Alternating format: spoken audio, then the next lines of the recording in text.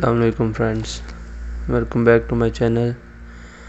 आज हम बात करेंगे जी जो हमारे भाई या जो दोस्त वगैरह दूसरे कंट्री से गल्फ़ में आते हैं नए जॉब करने के लिए।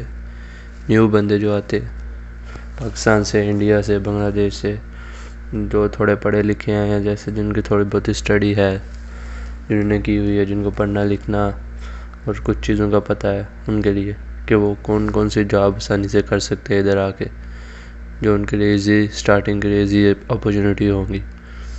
जो हम डिस्कस करते हैं पहले, तो हमारा आज का टॉपिक है जी jobs for newcomers in Gulf, specially in KSA, Saudi Arabia. तो बेसिकली सऊदी अरेबिया में 2 इदारे हैं जो मेन काम कर रहे हैं प्लांट्स वगैरह में या दूसरे तीसरे। उनमें सबसे पहले अरामको है, जो मीन्स कि उनका मेन इदारा है जो पेट्रोलियम वगैरह और दीगर इन पेट्रोलियम गैस इन चीज़ों को देखता है। ऑलमोस्ट ये अभी रिसेंट रिसर्च में तो ये भी है कि दुनिया का सेकंड बड़ी ये कंपनी है उसके शेयर्स के हिसाब से। तो सऊदीया में जितनी भी रिफाइनरीज़ हैं ऑयल प्रोड्यूसिंग, वो अरामको के अंडर आती है। दूसरा इदारा जो है वो साबिक है। साबिक में जितनी भी पेट्रोकेमिकल इंडस्ट्री है वो सारी साबिक के अंडर आती है। जितने भी प्लांट हैं जो केमिकल्स के रिलेटेड हैं, जो प्लास्टिक बनाते हैं, स्टील बनाते हैं या दूसरी तीसरी चीज़ें बनाते हैं इस तरह की, वो सारे प्लांट साबिक के अंडर आते हैं। तो ये एक प्राइवेट ऑर्गेनाइजेशन है, वो सारे प्लांट इसके अंडर आते हैं।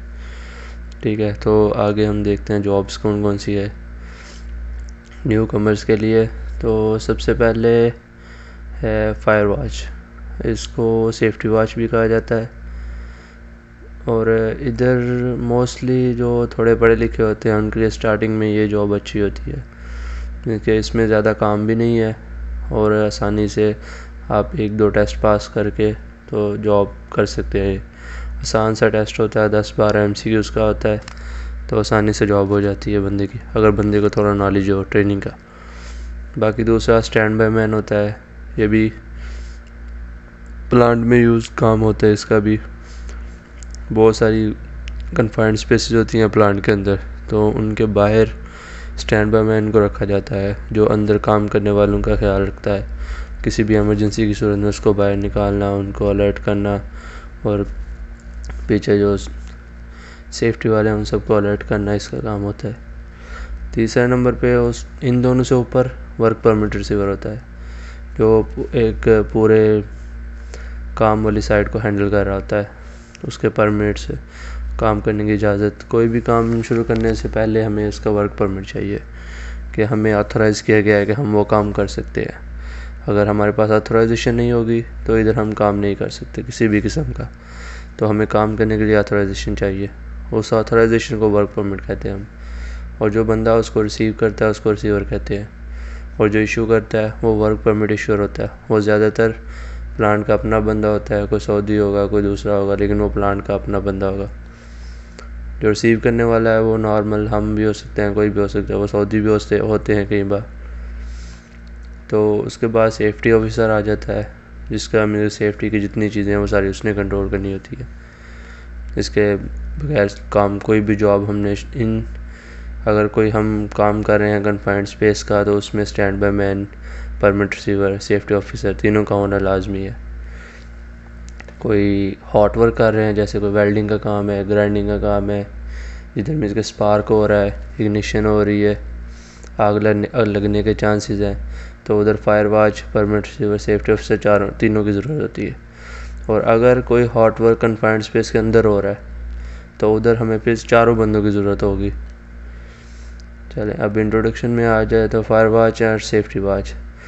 फायर वॉच का काम क्या है, जिधर कोई हॉट वर्क हो रहा है, जैसे कोई वेल्डिंग का काम हो रहा है, कोई ग्राइंडिंग का काम हो रहा है, या कोई हॉट वर्क हो रहा है, व्हीकल मूवमेंट है, कोई भी चीज़ ऐसी है, तो उसमें इसका काम ये होता है कि इसने नज़र रखनी होती है कि कोई भी अनसेफ एक्ट ना हो। लाइक होता है बहुत कभी कभी चांस बन जाता है कि कोई चीज़ ऐसी पड़ी हो, इग्निशन सोर्स हो, जिसकी वजह से वो उधर आग लग जाए। तो फायर वॉच का काम क्या है कि अगर वो उसको रोक सकता है तो उसके पास जो फायर एक्सटिंग्विशर पड़ा होगा उसके ज़रिए से वो उसको आग पे काबू पाने की कोशिश करेगा। अगर नहीं तो साइड खाली करवा के वो जाएगा, इमरजेंसी अलार्म जो उधर होगा उसको बजाएगा, ताकि प्लांट की जो अपनी फायर सेफ्टी है वो आएगी, उस सारे को जगह को काबू कर लेगी ताकि कोई ज़्यादा नुकसान ना हो।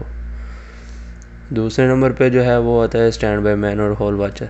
उसका काम क्या है, अब प्लांट के अंदर काम करने वालों में बहुत सारी स्पेसेस ऐसी होती हैं जो कन्फाइंड स्पेस होती हैं।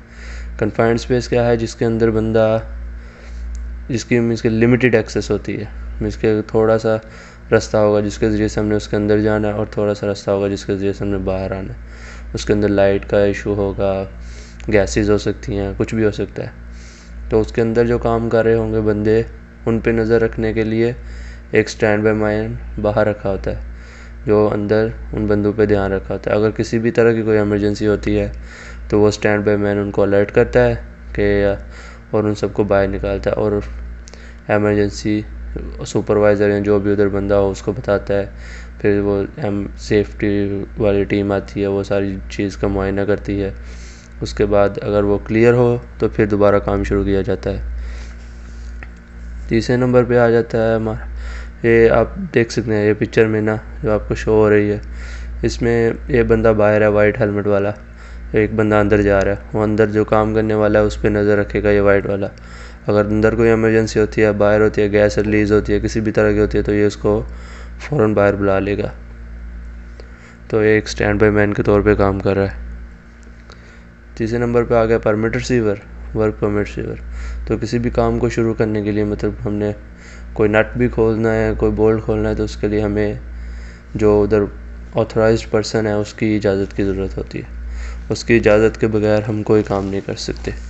तो वो एक ऑथराइजेशन होती है उसकी तरफ से, जिसको हम परमिट कहते हैं, और उसको रिसीव करने वाले को परमिट रिसीवर कहते हैं, वर्क परमिट रिसीवर, जिस पे दोनों के साइन होते हैं। उस पर जॉब की डिस्क्रिप्शन लिखी होती है, क्या काम हम कर रहे हैं, उसमें क्या क्या सेफ्टी इक्विपमेंट हमें चाहिए, क्या क्या हम टूल यूज़ करेंगे, क्या क्या उसमें हैज़र्ड हैं, इसके क्या क्या हमें नुकसान हो सकता है, उसकी वजह से क्या क्या मसला आ सकता है, उसको रोकने के लिए हमें क्या क्या प्रिकॉशन करनी है, वो सारा उस पर लिखा होता है।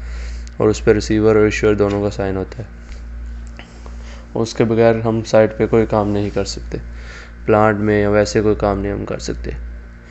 लास्ट पे चौथा जो था वो सेफ्टी ऑफिसर है, ठीक है ना। तो ये ऊपर वाले तीनों तो हम कर सकते हैं काम बगैर किसी वजह से। आरामको में अगर जाना है तो हमें आरामको अप्रूवल चाहिए होता है, उसके लिए हमें आरामको का टेस्ट पास करना है, इंटरव्यू पास करना है, उसके बाद अप्रूवल होता है। लेकिन साबिक में ये तीनों काम ट्रेनिंग होती है हर प्लांट की अलहदा, और उस प्लांट की ट्रेनिंग पास करके हमें एक ऑथराइजेशन कार्ड मिलता है जिसकी बेस पे हम काम करते हैं। सेफ्टी ऑफिसर का क्या है कि आपके पास सेफ्टी ऑफिसर का कोई कोर्स हो, आपने किया, जैसे निबोश हो गया, आजकल निबोश का बहुत ज़्यादा ट्रेंड है, ओशा है या ओशा है, या कोई आपने 3 साल 2 साल का ट्रेनिंग कोर्स किया हुआ है, तो उसकी बेस पे आप सेफ्टी ऑफिसर की जॉब कर सकते हैं। और सेफ्टी ऑफिसर का काम पूरी साइट को हैंडल करना होता है। तो एज अ सजेशन मैं तो यही कहूँगा कि जो बंदा न्यू आ रहा है गल्फ़ में या सऊदी में, तो वो पहले सबसे प्लांट में जाए छोटी पोस्ट पे, जैसे फायर वॉच हो गया, स्टैंड बाय मैन, और प्लांट को जाने, उसको सीखे उन चीज़ों को, और उसके बाद अपनी फर्दर सेफ्टी ऑफिसर के लिए अप्लाई करे और उस पोस्ट के पर जाए। बस आज के लिए इतना ही। नेक्स्ट वीडियो में आपको मैं शुरू से ट्रेनिंग दूंगा, जैसे नोट्स वगैरह, कोई MCQ या ज़रूरी चीज़ें हैं जो फायर वॉच या stand by man, permit receiver, safety officer के रिलेटेड हैं, जिनसे हम टेस्ट पास कर सकते हैं, इंटरव्यू पास कर सकते हैं, वो अपनी आने वाली वीडियो में आपको बताता जाऊंगा इंशाल्लाह। साथ मेरे साथ जुड़ रहिएगा और चैनल को सब्सक्राइब कर दें। Thank you very much.